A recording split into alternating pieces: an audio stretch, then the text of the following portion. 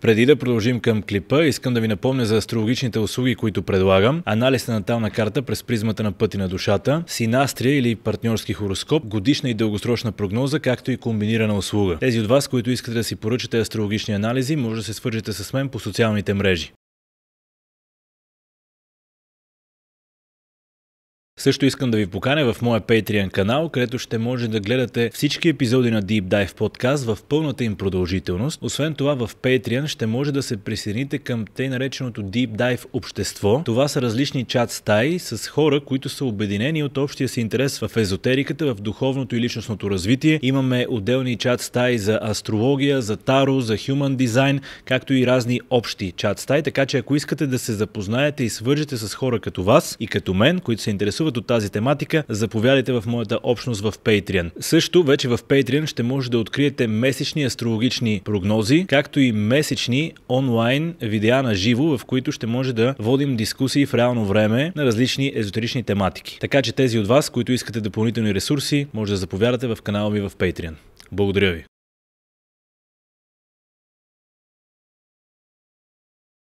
Вие сте с Deep Dive подкаст. Днес ще разгледаме хороскопа за месец август 2025 година.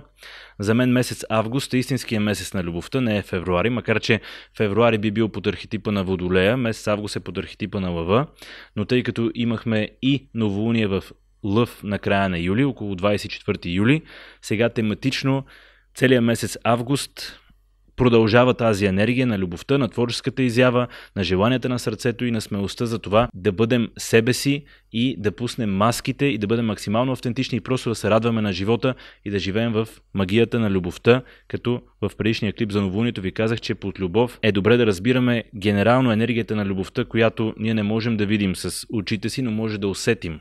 Тези от нас, които са си развили вътрешните сетива. Любовта не е само романтичната любов, но е нещо много повече. Така че ако можем да поставим заглавие на месец август 2025, то би било желанията на сърцето срещу маските на миналото. Или по-скоро истината на сърцето срещу маските на миналото. Тоест целият месец ние ще можем много добре да се вгледаме в себе си и да разберем какво до този момент сме правили, за да се харесаме на някой друг, или пък какво сме правили, за да се впишем, или какво сме правили, защото по някакъв начин сме приобщили критериите на външния свят или ценностната система на външния свят и къде всъщност ние стоим с желанията на нашето сърце и нашата автентичност. И ако има разминаване, да го изчистим. Отново ще разгледам месеца на 3 фази от около 10 дни. Първата фаза е най-интензивна. Началото на месец август носи много силен емоционален заряд, който ще създаде напрежение, но в крайна сметка целта е да израснем,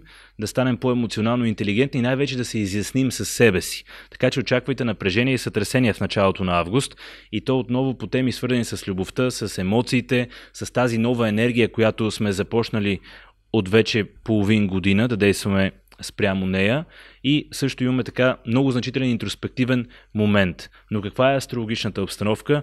Имаме между 1 и 5 август един квадрат, който ще усещаме силно, един напрегнат аспект между ретроградния Сатурн в Овен и ретроградния Нептун в Овен от една страна и Венера в Рак, отделно Меркурий ретрограден в Лъв по същото време и Юпитер отново е в Рак. Тоест това означава, че в началото на месеца може да усетим, че нашето сърце много иска да се свърже. Даже ще купнеем за любов, за уют, за семейство, за дом, за тази енергия, че може да се опрем на някого, да се доверим на някого, да се свържем с някого и да се почувстваме свързани и че ни е уютно и да почувстваме цялостност, че може да се доверим. Но е много вероятно да не ни бъде позволено това нещо да го случим и да се ударим в една стена. И при някой от нас, не при всички от нас, това ще бъде защото този емоционален импулс, който имаме и който Вселената ще ни покаже, че имаме силно желание за свързване, може да няма здравословни корени. Тоест, много подходящ момент е в началото на август да си изясним дали ние до сега не сме се свързвали през травми, дали нямаме модел на свързване през травми, който е нездравословен, дали не слагаме прекалено бързо розовите очила, когато срещнем нови хора, независимо дали става въпрос за любовни връзки или за приятелски или бизнес отношения. Силен импулс да се свържим, но някак си Сатурн и Нептун няма да ни позволят да да се свържем или поне ще ни накарат да се замислим дълбоко защо е този импулс и дали е здравословен. И тези от нас, които са по-сензитивни, ще могат да усетят, че действително Вселената иска да ни покаже някакъв модел, а не че е време да се впуснем с отворено сърце пак без да мислим. Защото на преден план могат да излезнат тенденции за идеализация, за проекции в любовта и защо емоционални проекции. Какво означава това? Това означава, че може да разкрием в себе си един модел, че ние преписваме дадени качества на хората около нас, които те всъщност нямат, но ние много искаме те да имат и заблуждаваме себе си. И това също ни кара да идеализираме и да отваряме сърцето си веднага. И ако това е случая, Сатурн и Нептун ще ни, и също и ретроградния Меркурий, ще ни помогнат да се замислим и да не бързаме да се свържем. Макар че сърцето ни много ще го иска. Но ние трябва да разберем тогава дали сърцето ни го иска или всъщност това не е някаква травма, която просто иска да бъде удовлетворена и да бъде излекувана. Но идеята тук е да излекуваме себе си сами, чрез осъзнатост, а не да поставим отговорността на някой друг да ни излекува. Тоест не да поставяме отговорността за нашето щастие и емоционално спокойствие на външни хора. Това са моделите, които може да ни се осветят в началото на август. Ще бъдем принудени да съзреем емоционално и да демонстрираме малко повече отговорност. Отговорност към себе си на първо място. След това отговорност към другите хора. Защото ако ние влизаме в модели на идеализация, ние заблуждаваме и нашите партньори. Аз ти казвам, че ти си всичко за мен, но ако аз заблуждавам себе си, аз заблуждавам и теб. Защото след известно време тази идеализация ще се счупи и аз ще съм разочарован от теб и тогава е много вероятно да те отхвърля или да си каже какво изобщо съм правил с теб. Тук е много важна отговорността към себе си на първо място и затова фоновата енергия на ретроградния Сатурн в Овен и особено на Плутона в Водолей ще ни помогне това да го осъзнаем. Естествено, който иска, нищо не е на сила. Или който е готов по-скоро, която душа е готова, които души са готови, но да обобщим. Ще изпитаме много силно желание за свързване, емоционално свързване, но ще трябва да преценим дали това желание не идва от някакви стари модели, които трябва да пуснем.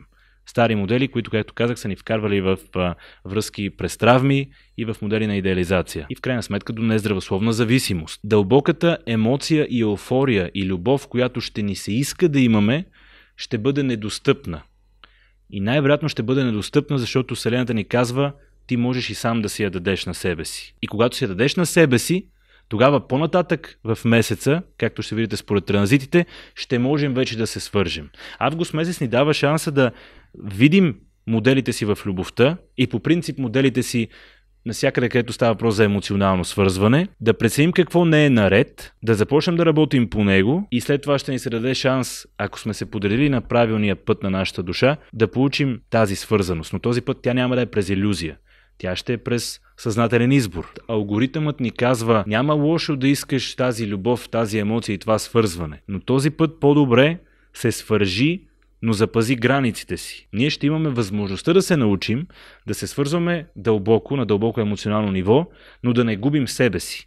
Да се свързваме, но да знаем къде са ни границите. А не през илюзия и тотална загуба на граници и сливане с партньори и след това естествено да се изправим срещу реалността, че ние сме загубили себе си, не знаем къде свършваме ние, кои сме ние, какво харесваме. Свързаност през граница. Това е другата тема. Много подходящ период е началото на август месец да разградим старите структури на нашата идентичност.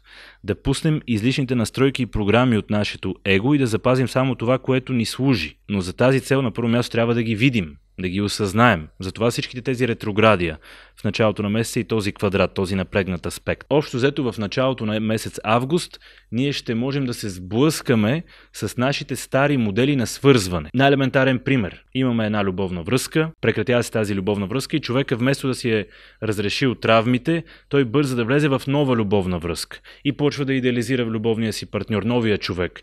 О, това е моя спасител. О, това е любовта, която никога не съм срещал или срещала. Бягаме по този начин от работата с себе си и се поставяме в ролята на някой, който има нужда от спасител. И след това, естествено, този нов цикъл на идеализация започва, след това той приключва и вместо пак да работим с себе си, ние отиваме на следващия спасител. Някакви подобни модели могат да ни се избистрят. Защо се свързваме? Дали се свързваме заради страх да останем сами и да се вгледаме в себе си? Дали се свързваме от някаква травма или от някаква нужда или от необходимост за сигурност? Тоест, мен ми трябва емоционална опора, защото сам не мога да съм си емоционална опора или сама не мога да съм си емоционална опора. Защо се свързваме? Това е въпроса на първите 10 дни на август. Защото ако ние се свързваме от цялостност, никога няма да бързаме, никога няма да слагаме розовите очила, никога няма да идеализираме, да влизаме в заблуди, в илюзии. Възможни са и кармични връзки да се стартират или пък стари партньори да се завърнат, нещо, което е свързано с доизчистване, с приключване на духовни договори. Много подходящ период за това да си направим точно тази преоценка. Какво ме кара да искам близост? Искам ли близост, защото искам партньор, който е равен на мен и заедно като две цели можем да градим напред, или искам близост, за да запълня нещо в себе си, което ми липсва, но което не знам, че и сам мога да си дам. След това на 7 август Марс влиза в Везни, но веднага се поставя в опозиция отново с Сатурн и Нептун ретроградни в Овен. Това допълнително продължава темата за дуализма между какво искам аз, какви са моите нужди, колко съм автентичен, кои са хората, с които се свързвам, какви са техните нужди, колко компромиси съм склонен или склонна да правя.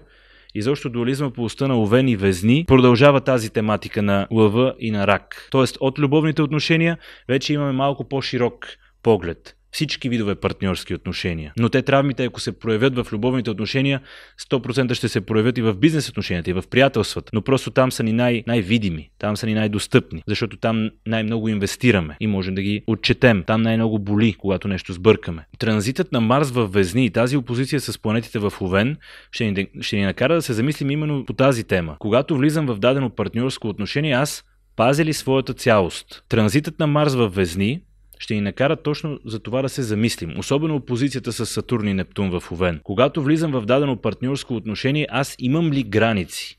Запазвам ли себе си? Казвам ли какви са ми стандартите? Казвам ли от началото с какво съм съгласен или съгласна и с какво не съм съгласен или не съм съгласна? Имам ли стандарти, когато влизам във връзките? Или досега съм се съобразявал с нуждите и желанията на моите партньори и съм пренебрегвал себе си?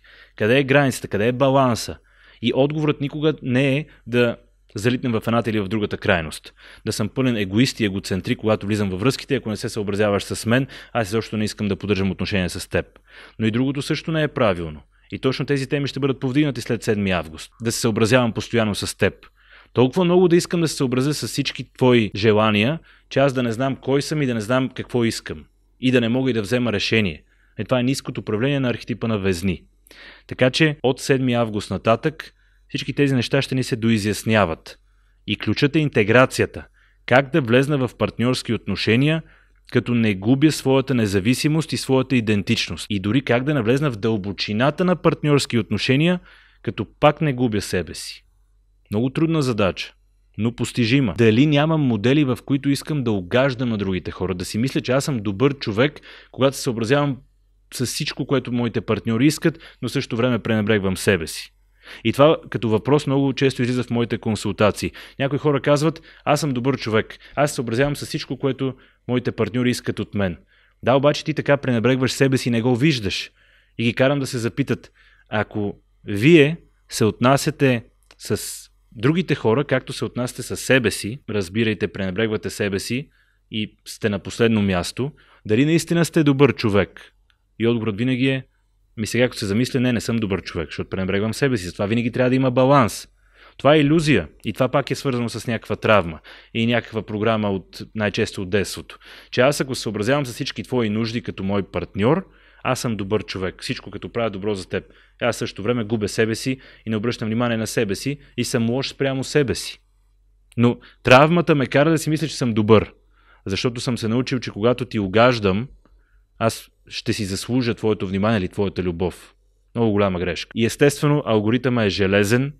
Значи за тези от вас, които все още се съмнявате, че живеем в компютърна програма и в точно написан алгоритъм, ви карам пак да се върнете към някои стари подкасти, но да имате предвид всеки път, когато в месечната прогноза ви говоря за невъзможни логични последователности. Тоест имаме Марс в Везни от 7 август, прави опозиция с Сатурн и Нептун в Овен, повдига темата за партньорските отношения, за това къде стоя аз, какви са ми границите.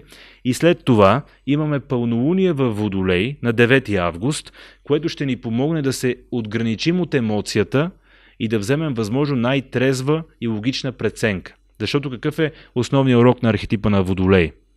Аз съм душата и влизам в това физическо тяло, но аз не съм длъжен да се идентифицирам с емоциите, които моята човешка същност изпитва.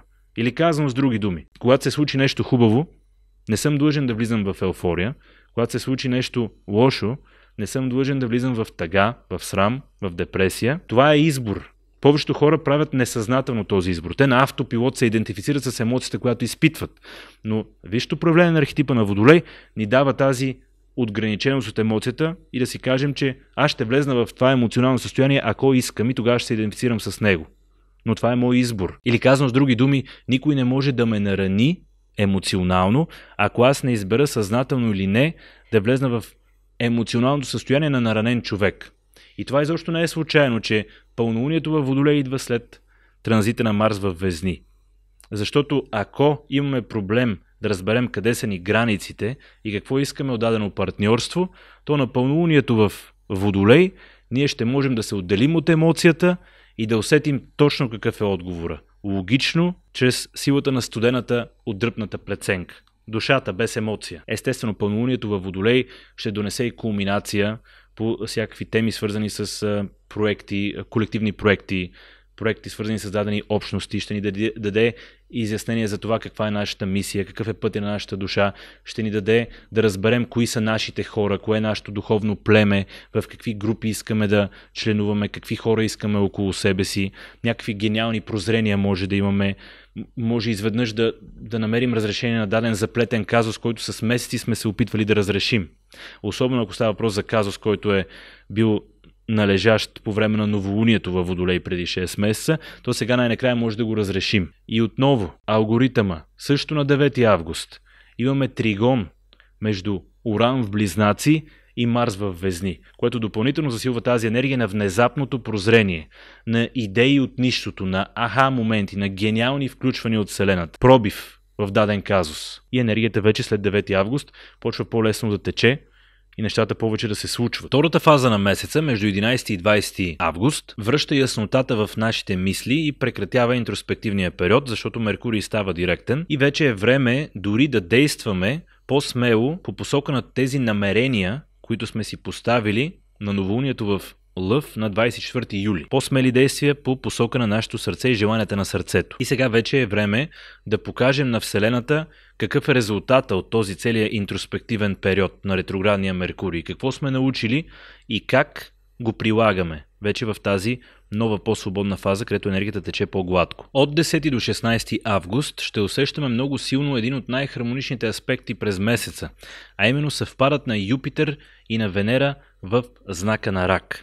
Това е този период, за който ви говорих в началото на месечната прогноза, че след като ни е дадена възможност да видим евентуално травмите и старите си модели и да ги осъзнаем, сега ще можем вече през призмата на мъдростта и опитността или поне осъзнато да изберем дали да се пуснем по тази емоция. Ще ни се даде възможност. Няма да усещаме вече тази стена в началото на месеца. Ще можем да изберем. Все едно алгоритъма ни казва, ето, ти видя твоите проблеми, евентуално твоите стари модели, видя как си се свързвал през травма, видя, че не обичаш себе си достатъчно, всичко това нещо го видя. Сега ти избери дали ще се пуснеш по тази емоция, която толкова много искаш, и ако избереш да се пуснеш, как ще подходиш този път. Оставям те на свободна преценка, като вече алгоритъма казва, ето, отговорността е твоя. Не може да се оправдаваш после, аз не знаех, това беше несъзнат модел. Не, ето, видя си моделите, сега избери, пускаш ли се, ако да, по-добре да е през призмата на мъдростта и на опитността.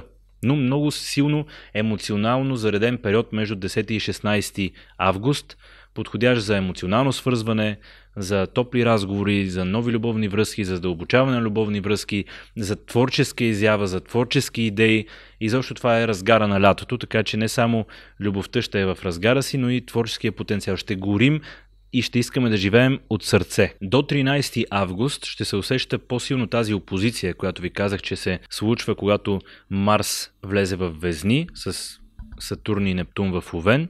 Общо взето до 13 август ще трябва вече да изберем новия модел. Ще сме видяли какъв е проблема и ще трябва да вземем решаваща крачка. Оставаме ли в стария модел или започваме да движим нашите партньорства спрямо новия модел. И какво това ще ни коства. В повече случаи ще ни коства важно решение и смело действие, което не винаги емоционално ще се чувства добре, но може би ще е за добро, защото ще демонстрира пред Вселената, че ние избираме новия модел. Тоест, ако има връзки, които не са за нас, тогава може да бъдат и прекратени. Когато сме осъзнали модела и тази опозиция вече почва да се разпада, а тъй като това е като финалния тест, или прекратяваш и започваш новия модел, или оставаш в същия.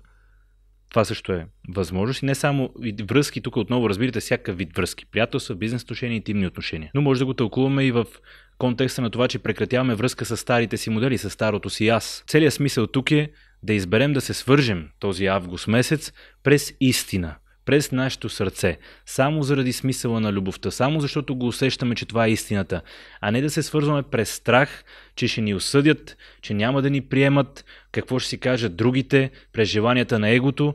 Не, месец август за всички нас предоставя възможност да се свържем от истината на нашето сърце. Но естествено изкушенията ще са там. Изкушенията, които ни държат от някакъв вид страх. Примерно, аз ще си избера гадже, да кажем приятелка, защото е много красива и другите мъже ще ми завиждат. Добре, обаче това истинско ли е? Не е истинско, ако това ми е критерия. Или пък при дамите ще си избера този мъж, защото е много успешен, много богат и така ми звучи, че е правилно.